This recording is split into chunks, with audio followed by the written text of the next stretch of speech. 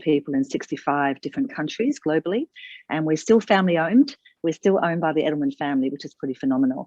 And we are fully integrated. We have a full studio. We even make ads, but we're mostly earned media, social, digital, and we have corporate, brand, public affairs, financial services, everything really that falls under the sort of the full spectrum. We've got about 100 people in Australia, Sydney and Melbourne, where Sydney is our largest office, and Melbourne's got about 12 people. We've got a couple of people in the Gold Coast as well, which is a bit of a new thing since COVID. We're working a bit more remotely now. That sounds amazing. Thank you, Lynette. So we'll jump right into a little bit of a discussion just before we break out into little groups. So when students start applying for jobs and graduate roles and so on, and they go onto the internet and try and do some research, I'm sure they come across all these different types of interview questions, and they come across words like behavioral, situational, and those kind of stuff. So what are the different types of interview questions, if there is any more, and what are these questions trying to ask the interviewees? Do you want me to go first? Yeah, go for it. Yeah, well, look, I appreciate that when you're prepping for different companies and understanding the types of interviews that are going to get you through the door, I think with agencies such as Edelman, and possibly even with Clio as well, you need to bring a certain degree of individuality and personality to the front. So I'm not looking for somebody who can go through a fairly stock standard and predictable list of questions. I'm actually looking to find out more about the person. And by that, I mean the CV and what I know about the person, what they've done, is what gets them through to an interview with me. Then I want to know more about the depth of that experience, how that is relevant to our agency, and what that person is going to potentially bring to our culture and our clients. So the questions are opening up that type of information. So it's not there's not like a predictable bunch of questions, but it's really finding out about the story of the person. What are they bringing there? And as a student, you don't have a lot on your CV, of course. You're bringing some paid working experience, maybe in retail, maybe in hospitality, maybe in tutoring. So I want to know more about how that would help prepare you for our workforce. So I'm looking for things like resilience and critical thinking. I'm looking for common sense. I'm looking for tactical thinking, curiosity. I'm looking for values that stack up against ours, and perseverance, and more of that than actually really wanting to know about what subjects you've done and what that means for us. I'm really trying to find out more about the person at this stage of your early career. Definitely. Yeah, I would absolutely echo everything Lynette said. Really, I suppose there's two types of interview questions. If you really boil it down, there's questions around whether the person is suitable for the role, and that's more focused around the functional sides of the actual role. Of course, as a grad, you won't have experience in the industry. And so that's, as Lynette said, it's going to be less and less relevant at that early stage. So really, the emphasis is just on the suitability of the person, in terms of fit more broadly. So really that comes down to, things like vibe and energy and a want to learn and a curiosity to learn and, really dive headfirst into the industry, because that's really what we're looking for at that stage. We know that, people interviewing for grad positions aren't going to have that depth of experience in the industry. So really we want to bring in people who are going to have a drive to hit the ground running, really want to learn, have an interest in the work that, in our case, our agency does. It's not just any job, it's an interest in the sort of work that we specifically do, because that is what really gives the confidence that that person's then going to come into the role and succeed. Definitely. If I can actually, just based on, Claire just prompted a thought that I had, which was actually a real life situation. We interviewed some grads about, a few months ago. And one of the questions that we do throw at, well, not just grads, but most of the people that we interview, was, what campaign has really grabbed your attention lately? What have you seen in the media or in our industry, or something that has grabbed your attention? What is that and why? Now, that doesn't have to be one of our campaigns. We're not looking for that. We're actually looking at what the person is noticing, what they're curious about, and what that has sparked in them.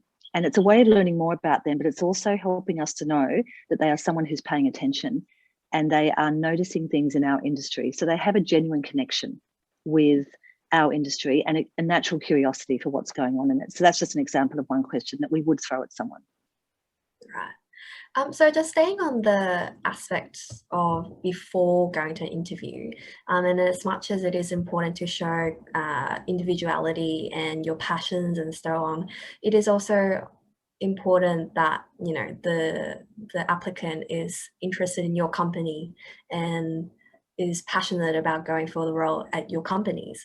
So what are some tips and just general advice that you can give for doing the most efficient way of conducting a research of a company, or any other things that might be important going into an interview? Yeah, sure. I think knowing your audience is just absolutely key to interviews, not just interviews, but to anything really. When you get into the workforce, whether it's a client, prospective client, a supplier, a partner, whoever you're talking to, doing that pre-research and knowing your audience really well is just a very effective habit to get into. So certainly researching and knowing your audience ahead of any interview is absolutely crucial. In terms of how you do it, of course, desktop research, look at the agency or the company's website, get a feel for how they're positioning themselves in market, be it with service offering, how they talk about their business, so you can get a sense of what they value. So certainly, yes, desktop research. I would look at any news around the company or agency. So what have they been talking about in the trade media? You'll start to get a sense of, some of their bigger campaigns. They're the ones that you talk about within the marketing trade media. So with that, you'll start to understand some of the work that the company or the agency is proud of. And that can be a great thing that you can then draw back on during interviews.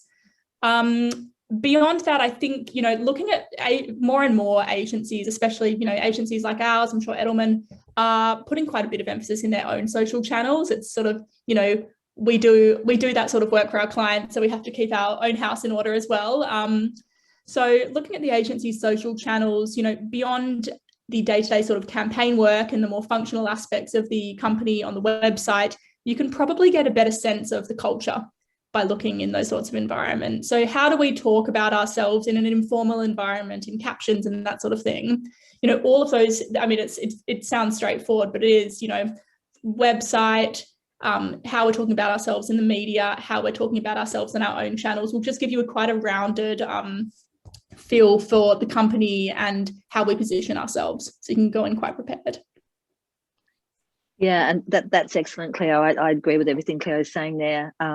What I would also add to that is so one thing, and I'll use an example again.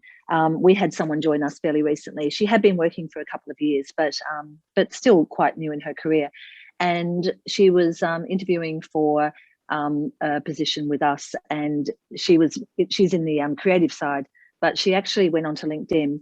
She punched in Edelman. She looked at the people she was connected to, and she doesn't have a lot of connections at this stage of her career, but she noticed that there was a person who she went to uni with. They didn't know each other particularly well, but they did know each other or knew of each other. So she had the initiative to reach out to that person and actually had a conversation with her and learned about our business before the interview.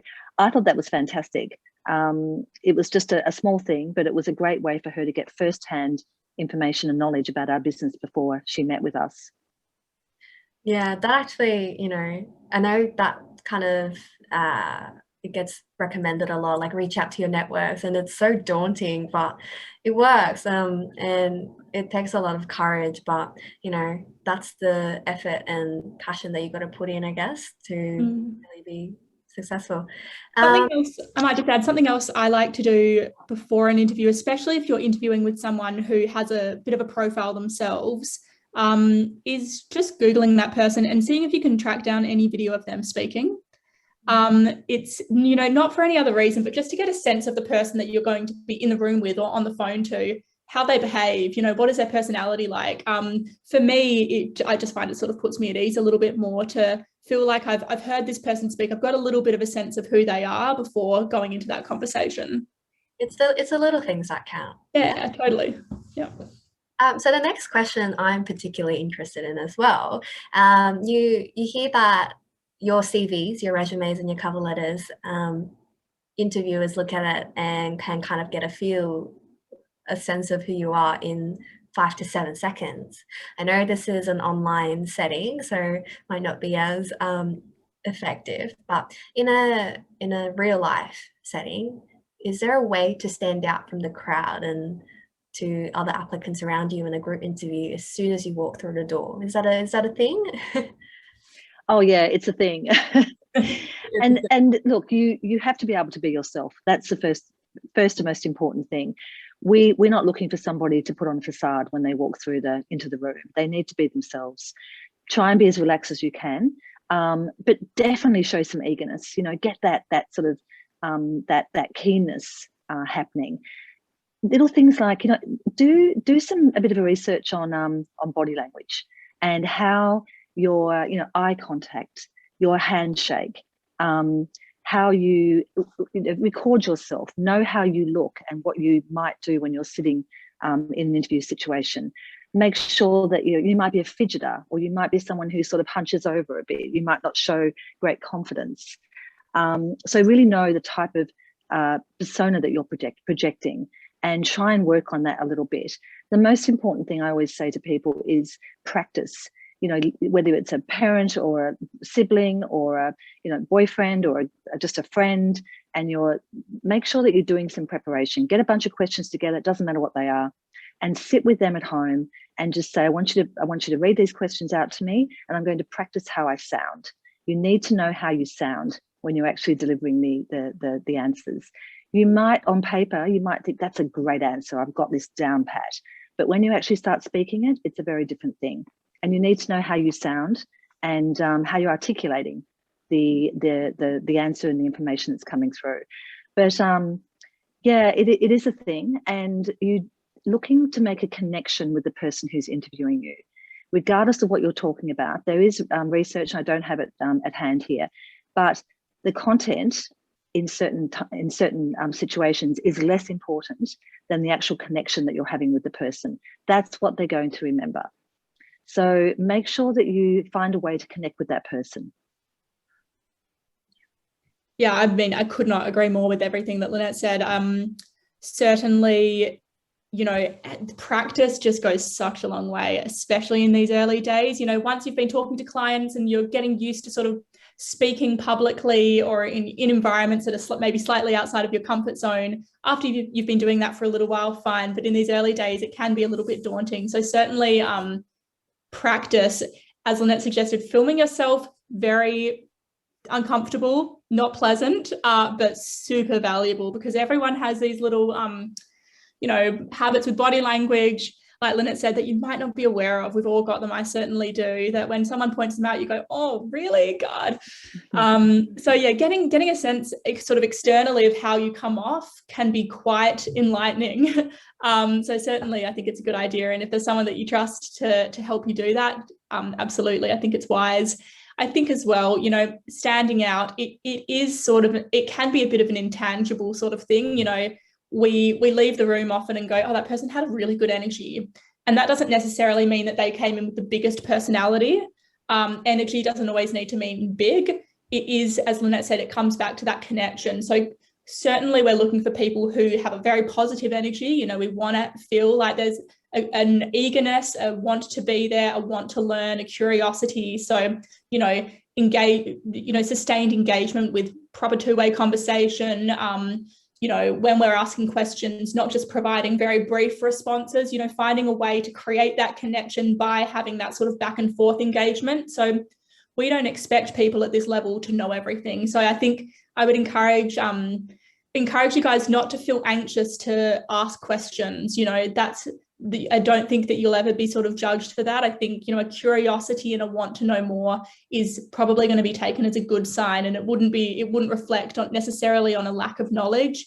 Of course, it's good to have done the basic research in saying that. But yeah, I think, you know, creating that sort of connection, which can feel a little bit intangible, really just comes from that, you know, bringing in a positive energy, a great mindset, and, you know, sustained two-way communication. And as cliche as it is, practice makes perfect, and fake it will make it really. That's it. One way, I guess. So just the last question before we move on to our next section. What are some things that you would like to see from students today in the mock interview breakout rooms? Yeah, look, I would say, you know, you've got access to myself and Cleo. Don't waste a second. Put yourselves out there a bit. Let us give you first-hand feedback. There's no such thing as a stupid question. And, you know, just really, really happy to help and add value in any way. Don't be shy about, you know, making yourself a little bit uncomfortable here. No one's judging you, and the more that you push yourself, the more you're going to get from these sessions. I think it's wonderful. I don't know how many people have shown up today, but I think it's fantastic you're here, and you know, you're only going to come away with more knowledge and more experience, and that's a fantastic thing. But yeah, let us help you by giving you what you need from us today. Claire, anything else you want to add to that? No, I think that was great. I think just sort of try to pop yourself into the mindset of, you've got an interview tomorrow. What would you be doing if it was the night before to prepare, and how can we help you do that? Yeah. Well, thank you so much, Lynette and Claire, for that. I really enjoyed that talk. I'll pass it on to Serena now, just to transition into our next component. Yeah, thanks Violet. Yes, again, thank you, Claire and Lynette, just giving us your insights as well. So now we are going to be splitting everyone into two breakout rooms. So breakout room 1 will be, actually both of them will be interview groups, where everyone will be able to apply their skills or work on their skills with both Claire and Lynette, because we will have 25 minutes and then we will do a switch. So you do get the most out of our two speakers for today. So as much as this is a workshop at the end of the day for us, so if you are able to turn on your cameras, turn on your mics, participate as well, because at the end of the day, it's all going to benefit you. Like both Claire and Lynette said, practice does make perfect as well. Yeah, so, please, if you can turn your cameras on. Sorry, if I can just say, please do turn your cameras on. It's going to help us. But also, it's difficult to teach and coach when you can't actually see who you're speaking to. Yeah, as well as, you know, as Lynette, you mentioned as well, body language, gestures as well. You can only see them through the camera. So yeah, if you do have an opportunity to, please do so. So in your pajamas, or you've just woken up from a nap. It's the little thing that goes a long way. So yeah, please take advantage of tonight. Alrighty, so I think we're going to be going.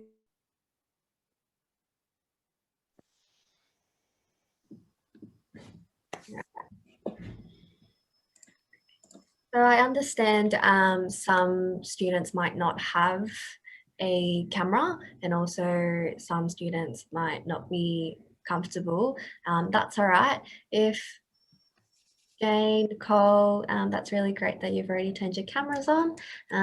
Thank you for that. If we can get the rest of the attendees, if you're comfortable, to put your cameras on and participate in the workshop, that'll be really, really great. Thank you. Claire, I'll let you take it away. Fantastic. Now, guys, can you all hear me okay? Are we all good? All good. All good. Alrighty, so we can run this in a few different ways. tell me before we kick off how you'd prefer we do this. So we can either start with a few questions and then go into a bit of an interview format, or we can start with the interview format and then do a bit of a Q&A at the end. Is there any preference from you guys in the group? No. All right. Yeah. Alrighty, let's go into a few questions then. How do you guys feel? Look, I'd love to just go out with a few questions and then have whoever is comfortable sort of pipe up with a few example ways that you would answer it. You don't need to give a polished answer as if we're literally conducting an interview in the room, but you know, we can have a bit of discussion around, okay, if I was asked this question, here's how I might go about answering it. So please speak up, please ask questions as we go, and then we can do a bit more of a general Q&A at the end.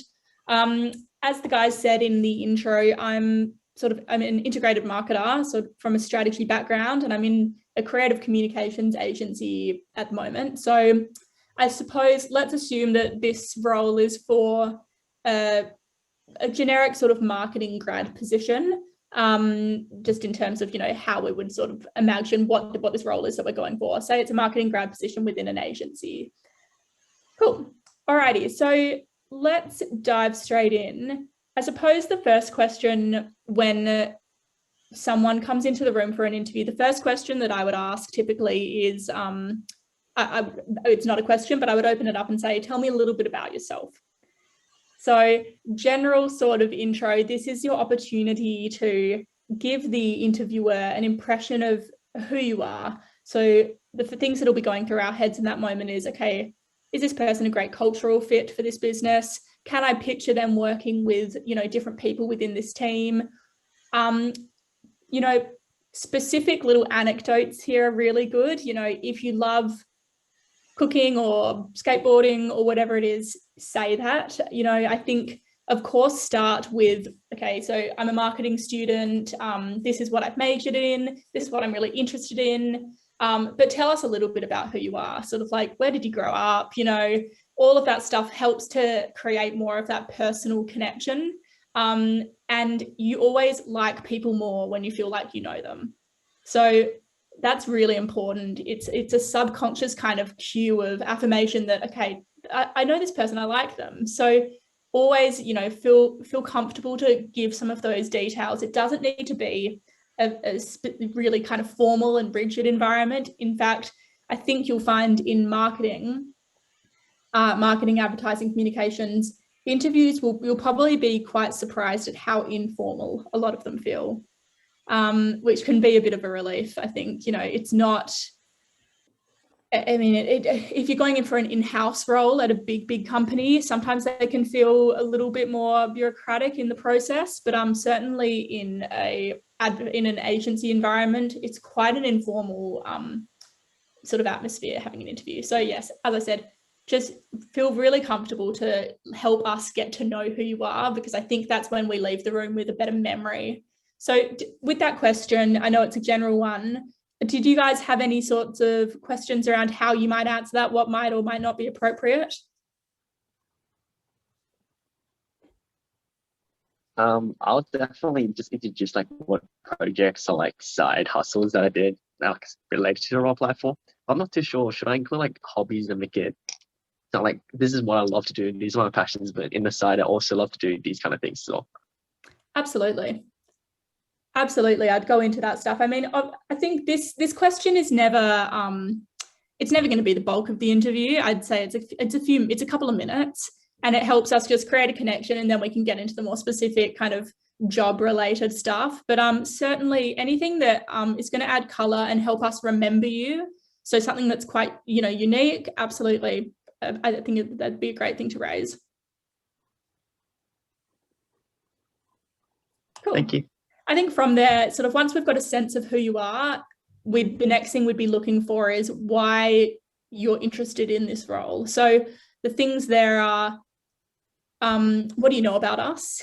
You know, why are you interested in this role? So you'd be thinking about, okay, how can I show that I have an understanding of who this employer is and what they do? And then how you could contribute to that sort of environment. Would anyone like to sort of give an example sort of answer for a question like that we could workshop? I know that is. Jenny. Or what sort of things might you guys raise if you were asked why you're interested in this role? Well, ideally, well, hopefully, if I prepared beforehand, that's ideal.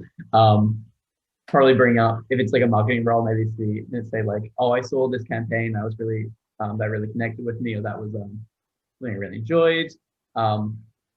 And maybe if you've seen like posts on LinkedIn about the work culture and that environment, and go like, oh, that looks like something I want to be a part of, or even more generally about the role, and say that I've always been passionate about this role in particular, and it was like one of my driving features for taking up this degree in university, like showing the background of like the history of what got you here and why you are now pitching yourself towards this company.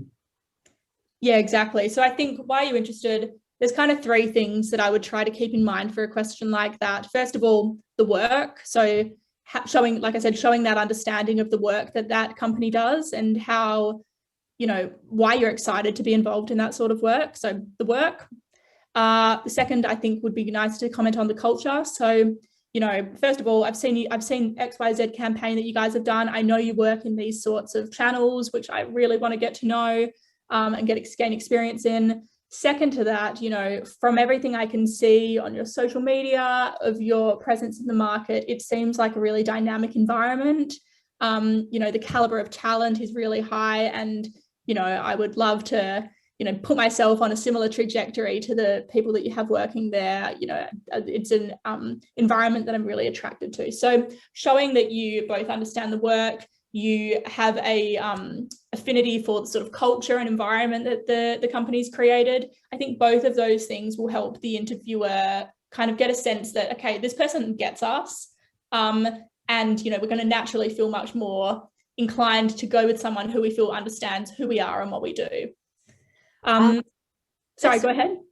Just with that, I don't know if this is going to be stupid, but it's kind of like with those responses, I sometimes feel like I might be too like ingenuine and like too made up. It's like, oh, I really thrive in dynamic settings, or I love connecting people, like I feel like those answers can be like really generic, very cliche, like kind of thing. Yes. Is that how like the interviewers feel as well, or like is there a way that you guys can differentiate those kind of responses, those generic responses? Definitely. I think it's a really good call and a really good watch out. Anything that you wouldn't naturally say, I think automatically it's a bit of an alarm bell. Like, of course, you're presenting a version of yourself in these environments. Like, you're not behaving in an interview the way you behave at 6 p.m. at home at night. But if it's something that you would just literally never say in a regular setting, maybe don't say it, because we can sense that. And those sorts of, overly done cliches around, exactly as you said, I thrive in a dynamic setting and I'm attracted to this environment. I think you can be a little bit wary of those. What you're trying to capture here is a sentiment, but by of course, put it in your own words. And also kind of, to an extent, I think that's honestly, of course, sometimes you're just looking for a foot in the door, but there should be things about different employers that uniquely attract you to them, and try to kind of give some thought to what those are. So if you were going for a job at Facebook, for example, what attracts you to a job like that will be very different to what attracts you to a job like my agency, which is, 20 people working with booze brands on big sort of creative campaigns. So if you could give the same answer to every single job and every single employee, then maybe it's too generic. Try to kind of pull out what is actually uniquely attractive about that specific place. And I think that can just help you kind of overcome and combat some of those generic responses, because you're making it specific to the actual job you're going for. I think, though, things like thriving in a fast-paced environment, that is something that in agency like that is something that agency job we do look for. Not necessarily that you thrive in working really hard, because I think that, you know, long hours is not something that we wear as a badge of honor, and neither should agencies. But I think with that, it's more, you know, I'm really adaptable. I'm really good at multitasking. I enjoy that. I like feeling busy and like I'm always learning new things. You know, put it in just everyday kind of language. Again, if you wouldn't say it naturally, try not to say it, I suppose. Yeah. Cool. I think from there, it's probably, so we've just done sort of why are you interested in us. Now I think it would probably naturally go into a more specific, why do you think you're right for us? So again, always coming back to knowing your audience. This is where that comes in really strongly. Why do you think you're right for this specific employer? So how might you go about answering a question like that? Jane, would you like to have a go? Hi. I was just writing down a question because everything you said was pretty useful. So why do you think you're for the right employer? I would say, for example, saying that you've done similar projects, or like perhaps you've done work where you see the job description has similarities to some of the ways that you would have described, like a passion project or your volunteering, I would say, or even just saying that you've spoken to someone perhaps senior who, you know, you've talked to them about, not senior, but like someone more experienced, and talked to them about the role. You've been mentally preparing for the role, and perhaps you've known that, I don't know, I think at agencies, the roles come up at different times. So some agencies have like an intake, like a graduate program. Other ones, you know, they come out at different times. So you could say that you've been preparing for the role. I don't know if that was the right answer, actually. There's no wrong answer. It's up to you. There's no wrong answers. I think, you know, if that's how you would answer that question, then that's the right answer. I think, you know, as I said, if you're going in with an awareness of your audience, with a good energy, a drive to learn, then they just keep coming back to those three things as your kind of compass in how you approach this situation. I think actually thinking that there's a right answer to any interview question is stressful. Like, I think don't stress yourselves out with that sort of mindset, because then you'll start to go into rote learning and trying to remember things that you want to say. So some people are great like that. Some people plan, rehearse, rote learn, and it works, but most people are not. So try to detach from any sort of ideas around, okay, that's not the right way to answer that question, because as interviewers, we don't ask a question with a response already in mind, verbatim. What we're looking for, as I said, is someone who's really keen. You know, it's okay as well to say, honestly, I think this job sounds super fun. You know, that's okay. We love that, because you know, my job is super fun.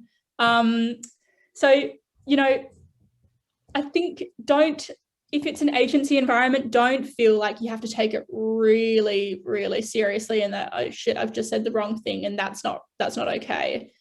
Really, I think it's not that formal that I would discourage any sort of concern like that. So absolutely, yes, you did not answer that incorrectly.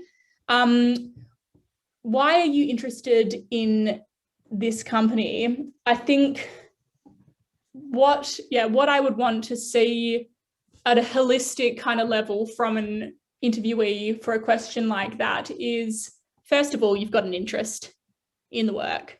I'm really interested in what you guys are doing. I've seen XYZ campaigns. What I really liked about those was, you know, don't just say like, I liked that work. Say, I liked that work because. I liked that work because I could see, you know, it was market leading, and I could really see that this would actually result in behavior change. You know, the creative really made you sit up and take notice, which is unique to that industry. Give an example in everyday language of why you thought that work was good. So why are you interested in this company? It sounds like really fun. I loved seeing that work in market. It's the sort of thing I would love to be a part of. I would love to get experience working on campaigns like XYZ, because, always bringing it back to examples, because I really want to get experience in integrated marketing. I really want to get experience in PR campaigns. I really want to get experience in, creative campaigning for lifestyle brands such as XYZ, bringing it back to tangible examples, but using everyday language.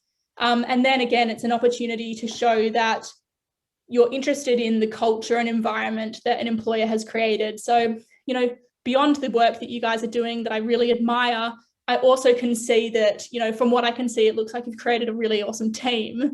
And I really, I really admire the trajectory of the people that have gone through the business, and it's the sort of thing that I would love to do myself, so showing that people that we have already in our team, that's the sort of trajectory that you want your career to go in. All of those things, it's not sort of rocket science in terms of responses and language. It's just genuine, really,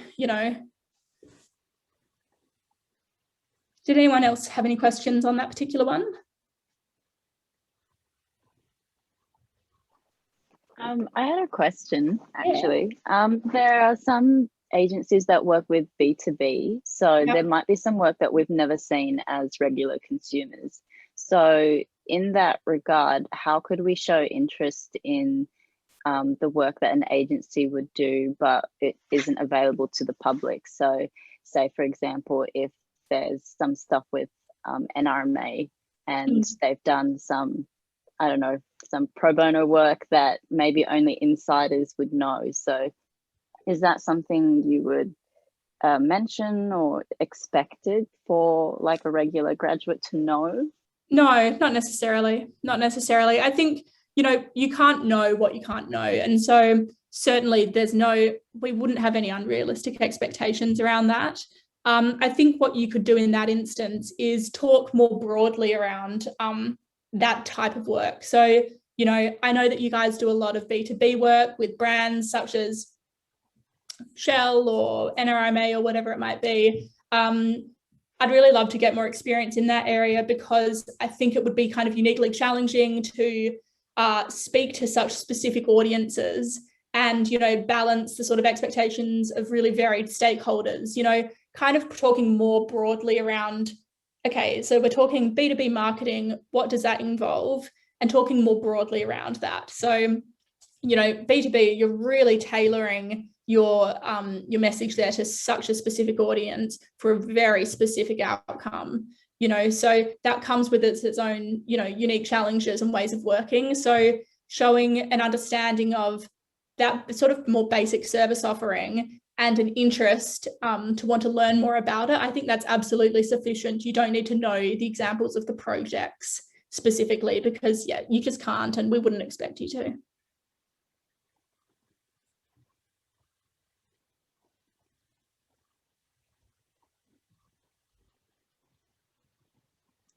Are there any other questions from people? If you want to put them in the text chat as well. Yeah, go for it, guys. Pop them in the chat if you'd prefer. I had a question, if you wouldn't mind. Yeah. Hi, Cleo. Hello. Look, when you're answering these sorts of questions of like why you think you would be right for this company as well, should you also like align that, you're really passionate about customers and like your consumer oriented and things like that, or would that come under like a different sort of question? Or maybe you shouldn't like elaborate on that. Is that important in a marketing role? I mean, I thought it would. Do you mean as in the end consumers of a brand or product? Yeah, definitely. Yeah, I mean, I don't think it's a bad shout. It's not something typically that comes up in interviews, but that's not to say it's not right. There's no wrong answers, like I said. So I think really bringing it back to,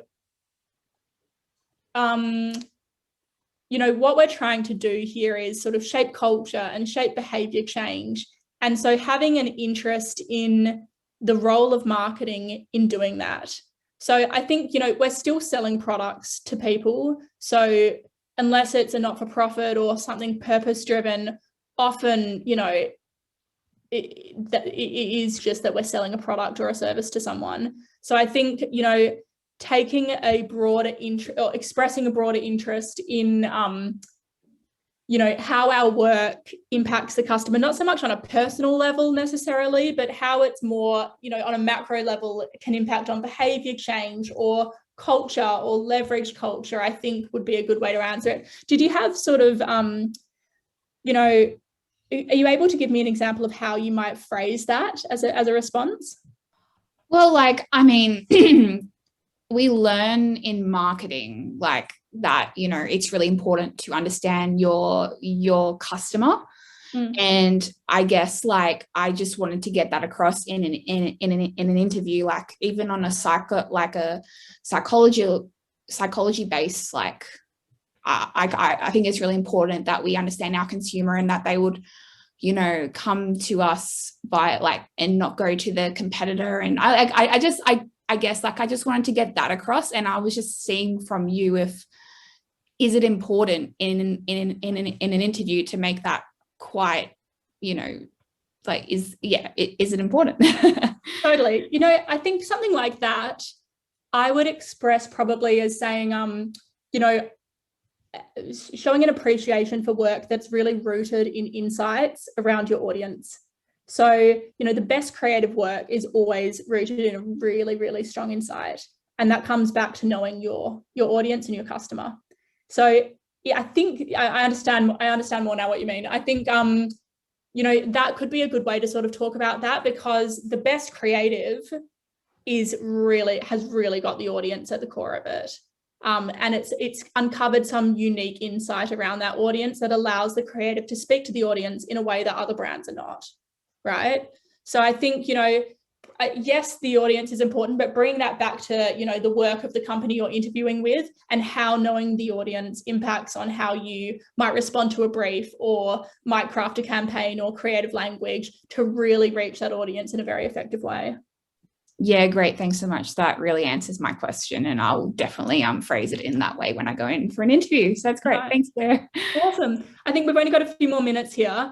One final thing that I wanted to touch on, which you probably might get asked, especially in these sort of early day interviews, would be around sort of strengths and weaknesses. So, you know, you might have an interviewer say, okay, what do you think your strengths and weaknesses are? And this is such a hard one to answer. Strengths is obviously a little bit easier, but weaknesses is a funny one because you don't want to give a weakness that might be a deterrent, but then you don't want to say, oh, I've got no weaknesses. How might you guys go about responding to a question like that?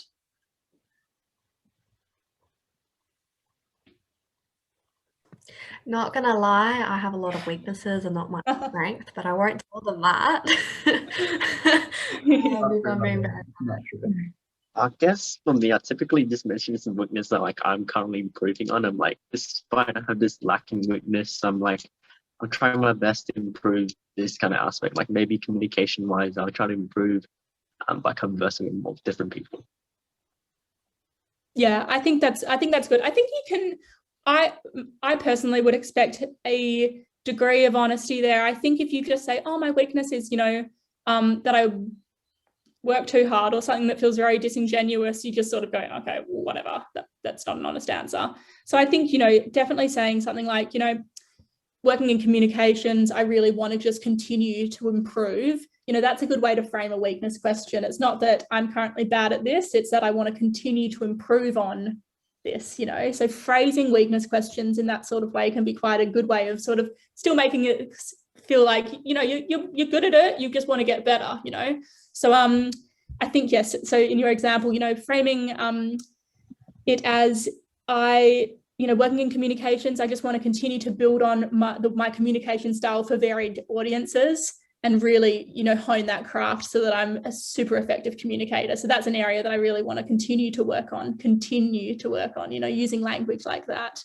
If it was time management, you know, of course, as everyone does, that's another good little way of introing it. So you're kind of flipping it to be a semi-positive, you know, as everyone, I sometimes struggle with time management, but I'm continuing to really build on that and put lots of processes in place to help me really succeed on that front. You know, I think being honest and raising weaknesses, but always connecting them to a constructive way that you're addressing them is a good habit to be in for that sort of thing. Thank you so much, Cleo. I think we're getting swapped around. There we go. We are. I just got dumped out of that one and brought into this one. I think I was mid-sentence. But then you're already in.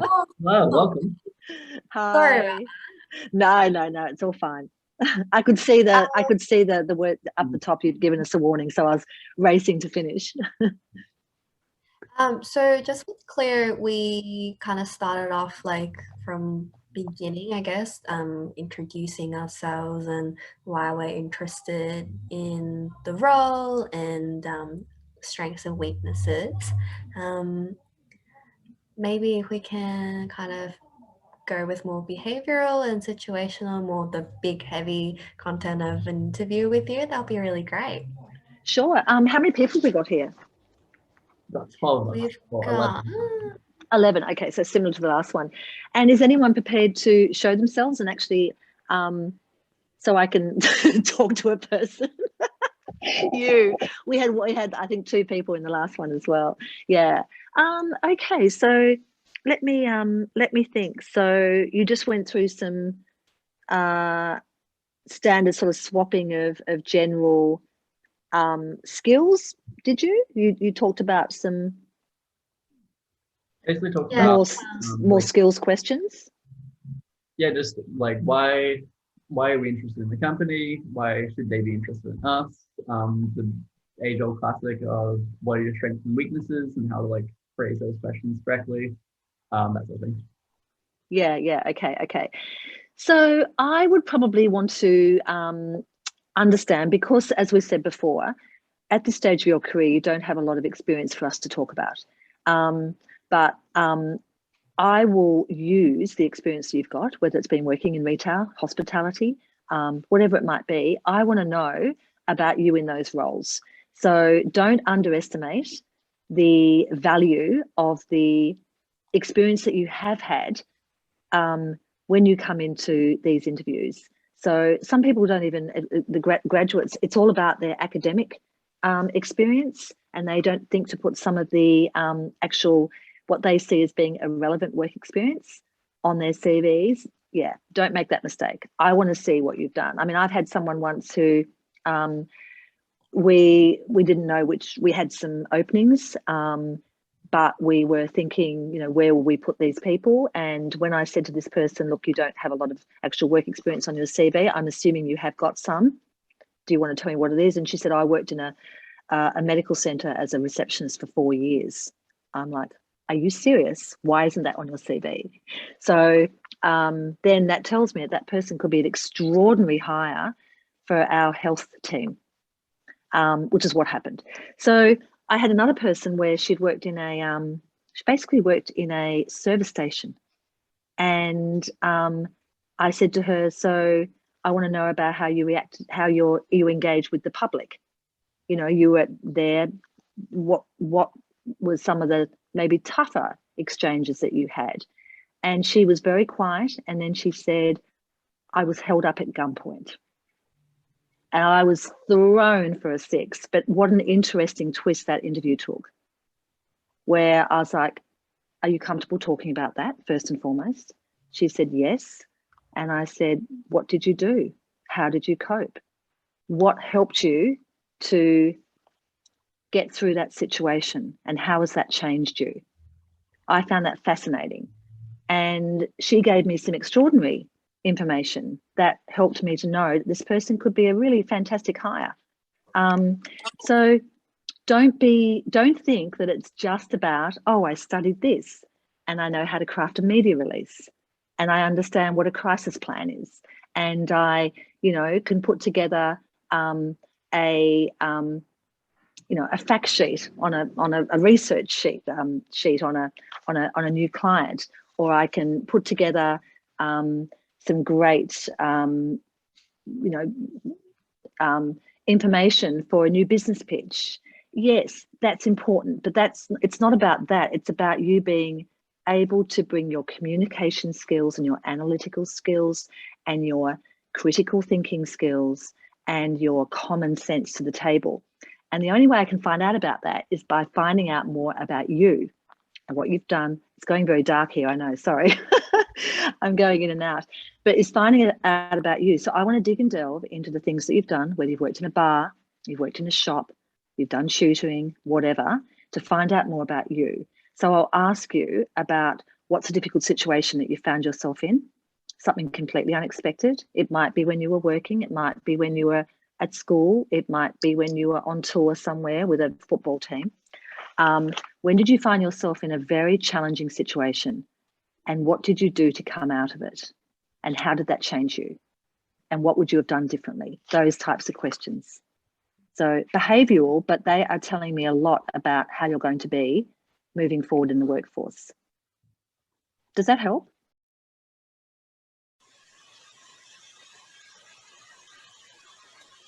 Yeah. Has anybody got any? Oh, hello. There's a person. Hello. Hi, Elizabeth.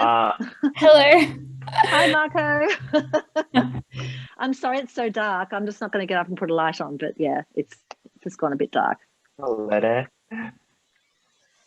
I think those type of questions I really struggle with, because I've never really had like such a difficult situation that put me on the spot, you know.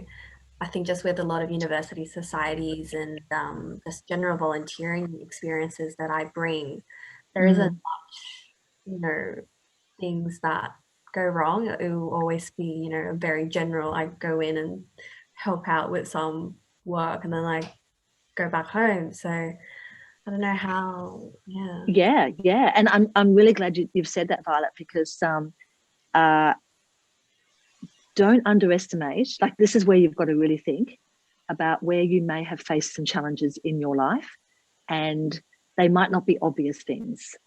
So, and this is where doing role playing with someone in your life, whether, as I say, it's your mum, dad, your sister, brother, or your boyfriend, or, you know, a good friend, doesn't really matter who, where you do some role playing so that you can test those responses, because I'm going to want to see some of that. And the reason for that is it's not just because I'm doing it for the sake of it. It's because we are in a business where people are put under fire all the time. So we are in a business where we're at the beck and call of clients. Clients have problems. Clients have dramas. Clients have deadlines that come at you unexpectedly. People have, you know, we might have a crisis. We might have, with a client, we might have a, let me think, I'm just trying to think of some examples here. But, or it just might be that this particular week, there's so much going on that the pace, it's a fast pace at the best of times, but the pace may have increased tenfold. And I need to know that you're going to be able to cope with that. So I'm going to find ways to draw that out of you to see if you're somebody who can flex with an unexpected situation. Because life is not, it's not planned. It's not, you know, we can go about our day thinking it's going to be like this, and then it can be completely thrown up in the air. In agency, that is happening all the time. So the thing about, and I'm talking about agency life. I mean, there are obviously career paths that are not in agency and they're going into a specific business, and the communications team of a big corporate, for instance, might be a bank. It might be a big FMCG company. It might be a big a bank. It might be a pharmaceutical company. You know, it could be anything. It could be a tech company.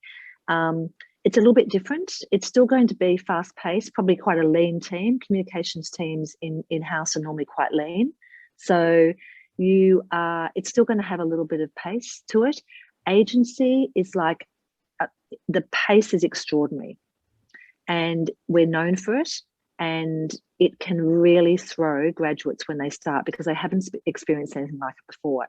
So it's my job to try and find out in the interview how the person's going to be with a huge pace with lots of deadlines, with masses of different requests coming at them, with a lot of different stakeholders giving those requests, and with a day that might look like this at the beginning, and then by the end of it, it's completely changed. So I need to know that you can be flexible and adaptable. So try and find some ways that demonstrate that about you, so that if you're asked that, you can pull something out. I guess like everyone's kind of different in how they deal with difficulties and situations, and in an interview someone will be very, very confident that and have experience dealing with those kind of situations and deadlines, but you will also have people who might not be so confident, and you can kind of tell that they've never really experienced it either. How would you kind of weigh out those Yeah. So one thing I might say is how do you cope with stressful situations now, or how do you rate yourself as what are the tools and techniques you use if you find yourself in a stressful situation. Now, exams are stressful, so you might be somebody, you might say, look, I do get really stressed with exams, and the way I tend to cope with that is, and then you talk about how you cope with that, what tools you might use, what techniques you might use. I'm interested in all of that. So there's no right or wrong answer, but it's important to be able to give an answer that helps the interviewer to understand how you would be under pressure and under stressful situations. But it might be exams. It might be nerves before if you're a sports person and you're used to, you're going out there for a grand final, and you're really feeling the pressure, and you're feeling quite overwhelmed by this. How do you cope? It doesn't have to be, it can be in any situation. It might be something as simple as that. How do you cope with stress? Do you rate yourself as being someone who's good in a stressful situation? I think students kind of get reluctant to talk about their exam. I'm like, oh, I get stressed about exams because they feel like it's not a good enough example. And they always kind of feel pressured to bring like a professional experience in the real world. Who doesn't get stressed about exams? I mean, I think that if you've got something else that is a better response, where you can bring something more of yourself to the interview, fine. But if you are struggling with something, maybe, I'm just using that as an example, exams might be something that you're happy to talk about. But you don't need to be a perfect person. You don't need to be somebody who you can show a degree of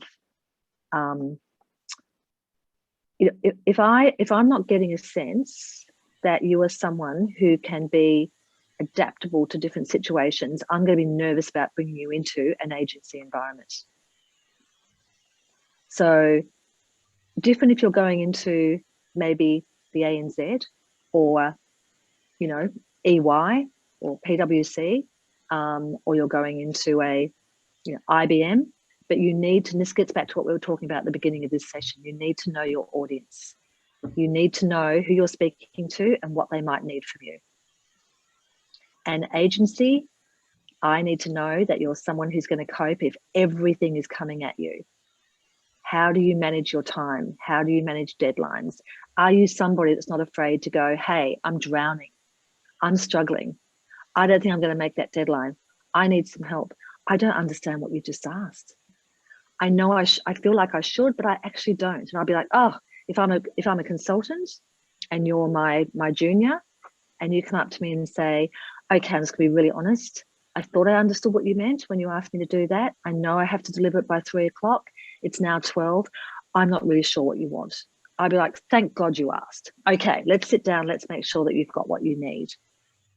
So I need to know that you're somebody who can be that person, who's going to be able to show the cracks, but how are you going to deal with it? That's what I want to see. I want to know if you're somebody who's not afraid to ask questions, who's not afraid to to learn, who's not going to cave in a heap and run away from the problem. So I do need to see examples of how you would cope. Does that make sense? Yeah. We also had a chat come through. Yeah, I saw that. What's a good question to ask interviewers at the end of the interview? Yeah, so I was just talking about this before.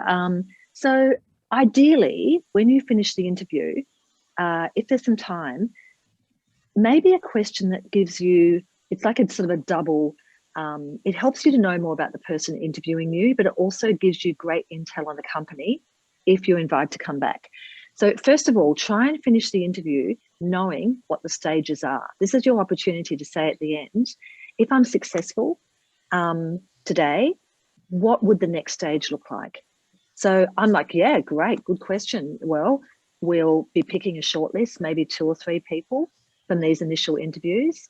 And then we're going to get some senior people in the business who are running the actual accounts. We're going to get them to meet with you. And then we might put the final person in front of a couple of the more junior people.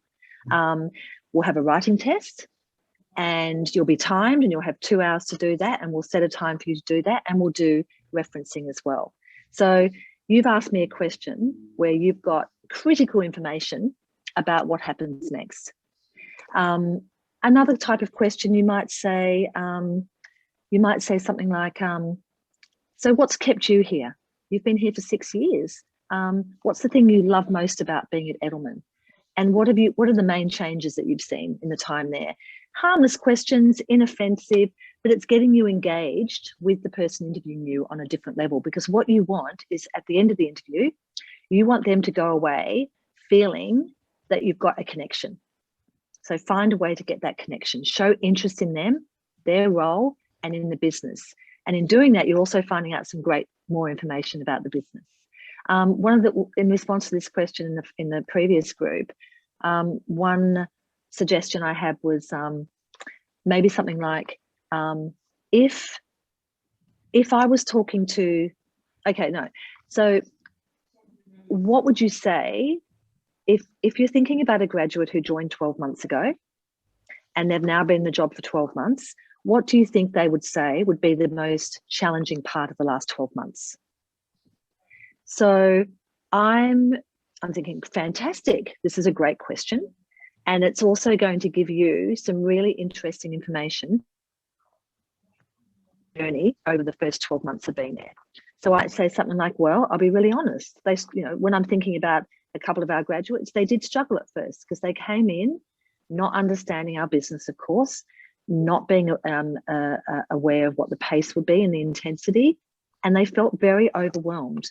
But I think we worked together really well over the last 12 months with their line manager and with their teams and with our learning and development program to help them to get the skills they needed and to have greater confidence and to learn more about our business and to find their way in our business. Now, I'm just making this answer up as I go, but you've learned so much in there, haven't you, about what it means to join our company as a graduate, and you've got a vision of what's to come as a graduate over the next 12 months.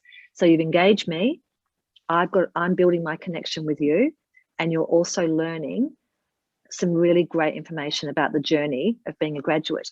And me telling you that might prompt you to ask some other questions as well. So you can be like, oh, that's really interesting to know. So do you feel that a lot of graduates that come in are ill-prepared for your industry? And I would go, yes, actually I do, but that's okay because we know that and we can help them. We have steps in place that help them to get there, but we know it's overwhelming. We know it's exhausting. We know it's daunting, but we also know that it's super exciting. It's exhilarating. They're challenged for like no other time. They learn so much, and they often become very hooked to our industry. And we love graduates. We love having new people in our industry, and we learn so much from them as well. So that will be a 5-minute conversation at the end of the interview, and look how much you would have got that would help you in prepping for stage 2. I know that we're probably going to go back into the main room about 5:25.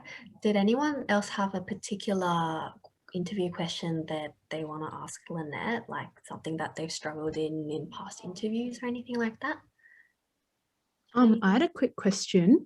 So, a lot of interviewing a lot of interviews are moving online at the moment. What would you say are your biggest tips for either live online interviews or those kind of pre-recorded interview questions that they ask you to submit? Oh God, it's awful, isn't it? Some people say that they feel more comfortable online, but look, I think everybody is better in person. So look, here you are. So thank you for being on screen. I can see you clearly. You're smiling at me. You've got a nice engagement. You're leaning forward. I can see you and you're smiling and all of those things. So that is actually a great start. So you need to know this stuff. So you need to, first of all, get your tech completely sorted. You need to make sure the lighting is fine, all that sort of thing, super important. But you need to know how you come across on screen. So it gets back to what we were saying before about recording yourself and prepping and understanding. So eye contact, and it's hard like this, but you've still got to have that eye contact and you've still got to have that confidence coming through in other ways. You've got to hold yourself well and you've got to make sure that you're engaging with the person. If you're interviewing with multiple people, so first of all, make sure that you know who's going to be interviewing you. So because you might get a call where they say, okay, I'm Lynette Edmonds, I'm looking forward to meeting you on Thursday. I'll send you the link, blah, blah.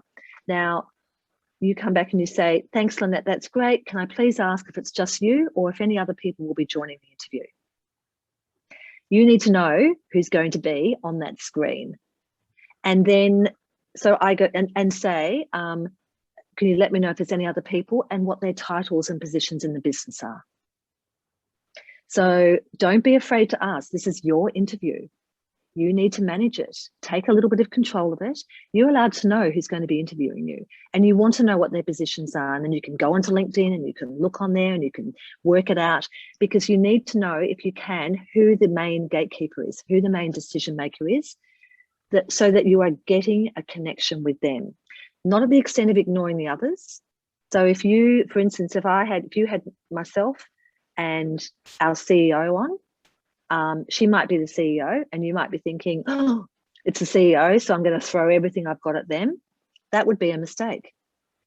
Not because she's super important, but you actually would need to get through me. But the position of the CEO can fool you a little bit because it's a very senior person and we're always going to bow to the most senior person. That's just who we are. So you need to make sure that you've got a sense of who the people are and who the gatekeepers are and who the main decision makers are.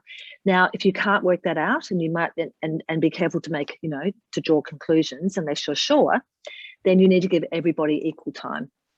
And if at the end of the interview, you've got question time, make sure, if you can, that you've you've got 3 people, try and have a question for each. Just in case, because you don't know. And I've seen this happen where somebody, I don't get this personally, but somebody has been offended because they haven't felt like the person has engaged with them. And that's not your, that's not your problem. That's probably more their problem, but it can still have a negative effect on the outcome of the interview. So find out the information, the basics, who these people are, find out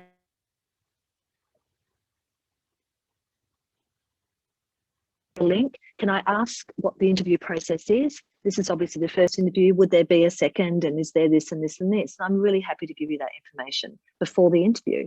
So I'd say, yes, we're going to interview a range of people, and then we'll move through to final interviews and we'll do a writing test.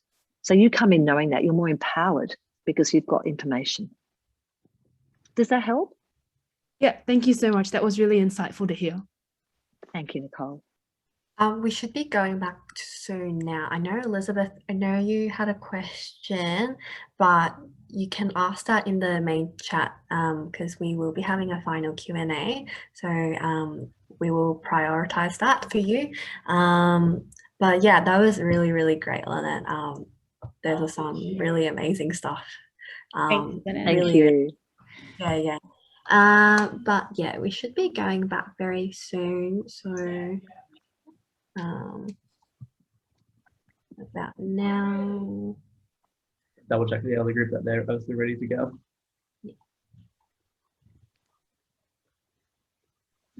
Good. How are we going with time? Okay. I probably do need to finish at 5:30, I'm afraid. Just to let you know. Yeah.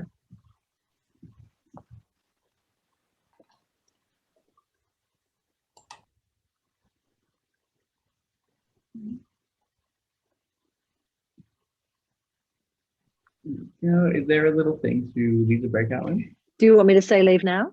Yeah, join the rest. I'm just gonna make sure everyone is. Okay. Cool. Thank you. Hello, are you guys here? Angeline, Lily, Maureen. Is it in the background? Are you muted? No, I had something else to do, so Yeah. came to add numbers. That's all right. I think Angeline and Maureen's got this on mute, so they're not gonna hear. I'm just gonna do. Okay. But it's fine. I'll see you guys in the main room.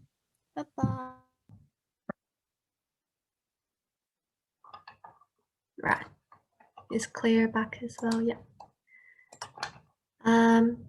Serena, take it away. Sorry, welcome back to the main room. I hope you guys got a lot of insight and knowledge from our speakers today, because I did hear we just had a very big Q&A session as well. So yeah, so if Cleo and Lynette, if you guys have any final tips and tricks or anything to just kind of wrap up today's event as well.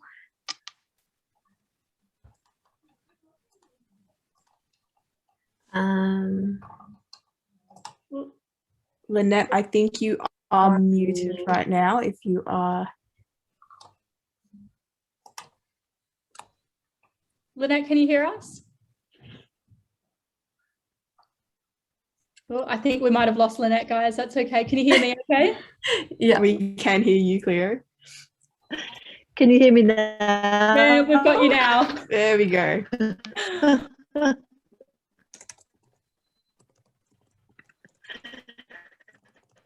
Oh, I think Lynette might still be broken. Sorry.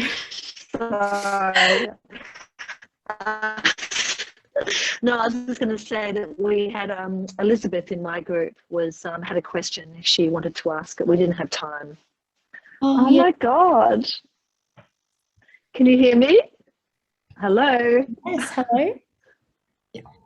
Can you hear me? Ooh. We'll just let Lynette kind of get her connection back. Yeah. Elizabeth, did you want to ask that question? Mute. Yeah, if that's okay. If you want me to go for it. Jump on in. No, yeah. So in our little breakout room, in our breakout room, Nicole was just asking about the interview questions. I found that I don't know if you can really answer this, but I'll try asking anyway. So I applied for Commonwealth, they're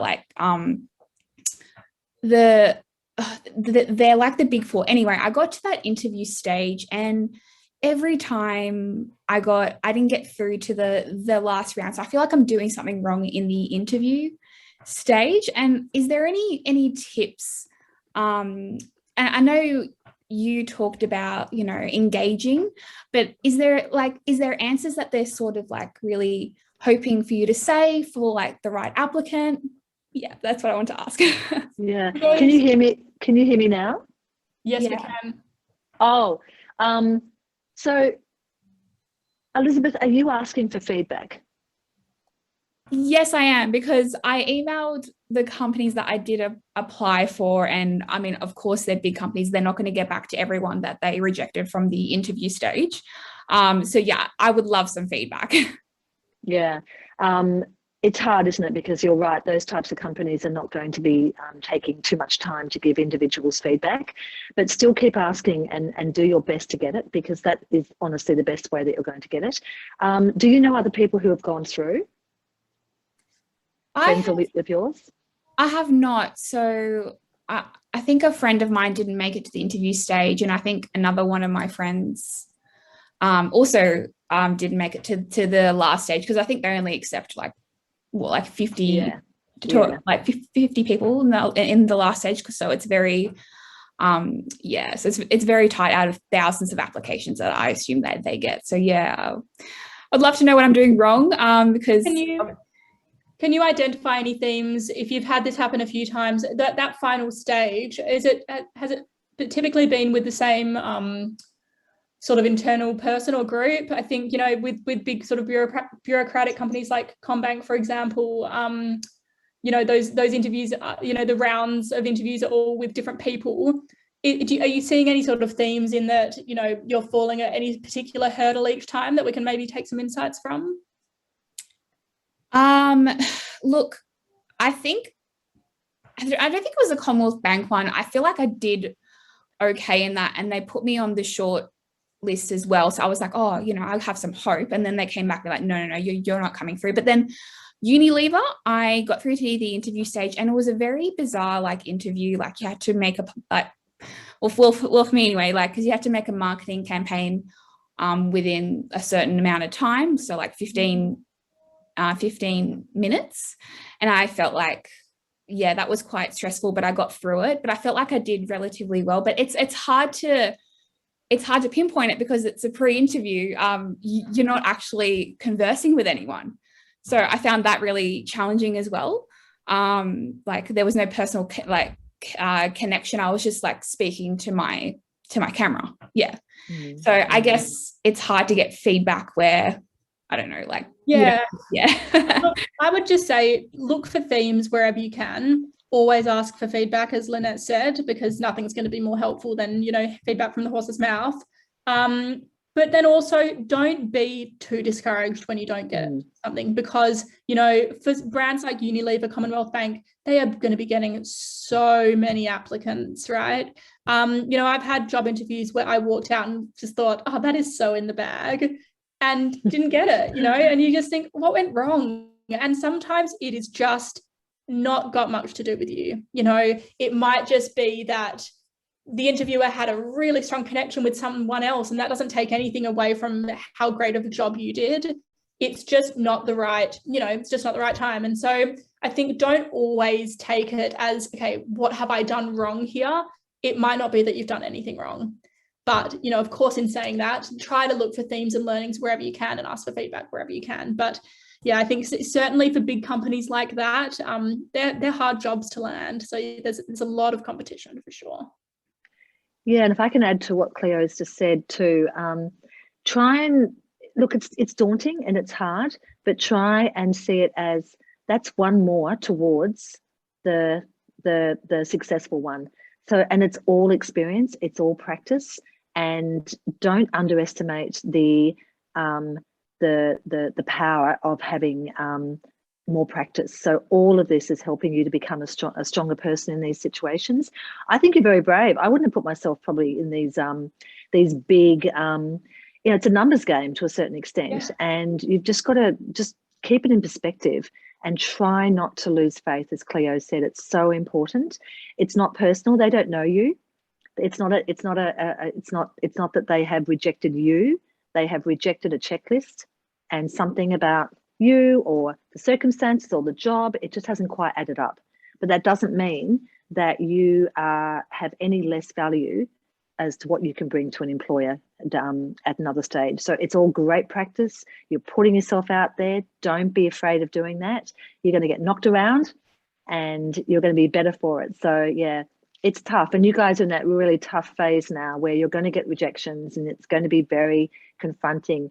Help each other, stay positive, and look for insights, share the losses, share the wins, and really, you know, help each other to get through all of this, because it is really hard, not helped by lockdown either. No. Yeah, thanks, Elizabeth, because I think that's an experience that really should all students share, and kind of afraid to speak out about it. I know, Lynette, you had to go really quickly. I do. If we can take a really quick photo before you leave, that'd be really, really great.